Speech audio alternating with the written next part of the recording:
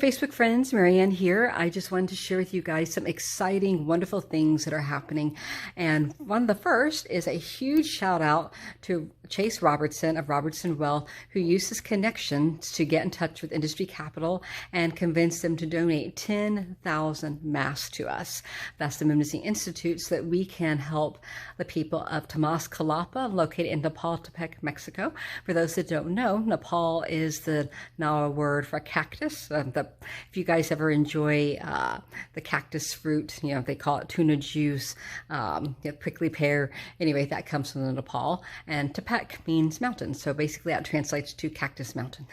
So the Tamazcalapa people were some of the people that really were not getting access because while masks are available in Mexico, for some people to be able to buy them is using up their salary for the week that their family needs to be able to survive with. So it is just still incredibly important. And our organization is still working hard to be able to get relief out to tribes in Brazil and to Peru, the Maya and the Yucatan, and a number of other tribes still here in the United States, including some that occupy the area on the Mexico-Texas border on both sides. So still need help with that. It's easy to forget while those of us and who are blessed to live in the countries that we do and within the tax brackets that we do, that we can go out and get vaccines. But please don't forget there are many people who don't have the privilege to take for granted that they can just immediately get access to a mask, let alone a vaccine. So just please keep that in mind. And again, many, many, many thanks to Chase Robertson for that wonderful connection. And many thanks to the people who are donating those 10,000 masks. That's 10,000 lives that will be protected. Along those lines, I also want to give a huge shout out of gratitude to Felix Meneses, who really came through today and helped Joshua and me to be able to pull through for our wonderful friend Lawrence Bloom. Lawrence, if you're out there, I hope that you are doing well. I hear that you're starting to recover a little bit more. Juan, thank you so much for caring for him. Such a beautiful, beautiful man. So I feel like today I have so much to be grateful for between hearing that a friend of ours who was really fighting at death's door is beginning to recover, and to all those of you like Stuart and others who donated to help his family at their GoFundMe campaign for Lawrence's medical expenses. Thank you for stepping up, because it takes everybody. And my understanding is from those who've asked, he still has quite a bit of rehabilitation ahead of him. He's not out from the treatment yet, so he still has pretty much the rest of this week. They're thinking of more treatment, and then he'll have several weeks of rehabilitation to get back to normal. And that's the best case scenario. So please keep him in your prayers. Also just want to thank everybody out there that is doing so much good work in the community. I haven't talked with you all since I got the privilege to teach Marcus's class with Commissary is Very Necessary and what they're doing out there in the community. And it was amazing. I have never taught so many kids from such diverse ages in one class. I've spoken to college students, I've spoken to kids that are 4 and 5, and I've spoken to in between. I have not had the privilege of having 4-year-olds all the way to 25-year-olds in the same class. That was a bit intimidating, but it was amazing. These students are so bright, and all I can say is please look up what Marcus is doing. Commissary is Very Necessary. That's his organization. He is doing amazing work, especially in the underserved communities in Dallas, especially in the African American communities in South Dallas. Along those same lines, some wonderful news. My friend Kalu and I, we are, as you all have probably heard, we are launching UTF Holdings, and we are very excited about what's coming around the bend, including ways in which we hope to be able to further empower different groups of people, such as Black community, brown community, Asian community, different minority communities, LGBT community, women.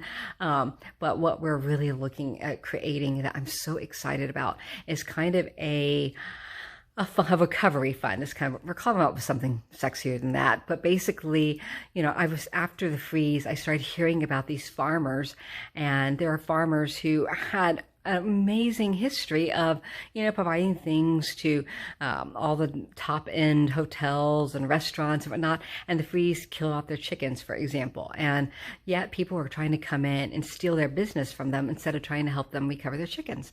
So, the feeling is if people aren't greedy, we can help each other to recover and move forward. And it's a good investment because you have people that have spent decades building their business.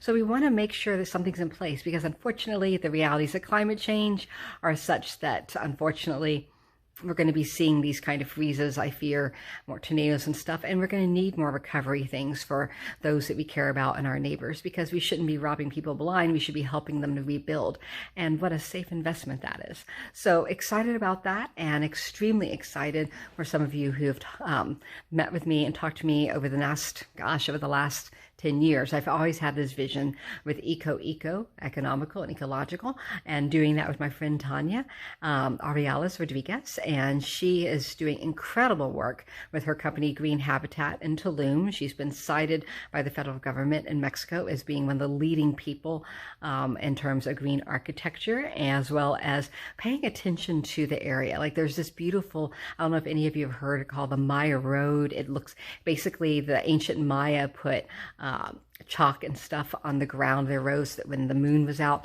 it would look like it was glowing, and that's how they could find their way in the rainforest. And a lot of these are sadly just covered up with concrete. She actually preserved it on the land that she's developing, and not only that, she's gone out of her way to preserve endangered trees and things. So all sorts of things, toucans and other wildlife has come back, and she has done such an exemplary job that she is now one of the people that is cited in the Yucatan about what best practices are, and now she has been invited to go speak to the Senate at their federal government up there.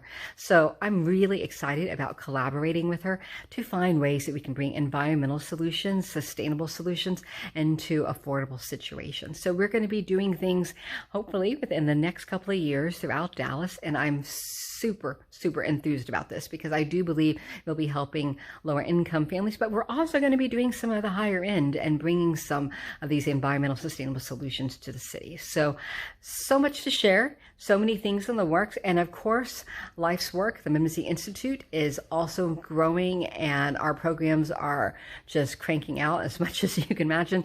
I don't know if Dr. Reverend Todd Collier has posted anything, but thankfully Food Source DFW was deeply involved in getting food and supplies out to those out in Miami who are helping people recover out there, and they are continuing to serve, of course, throughout the DFW area.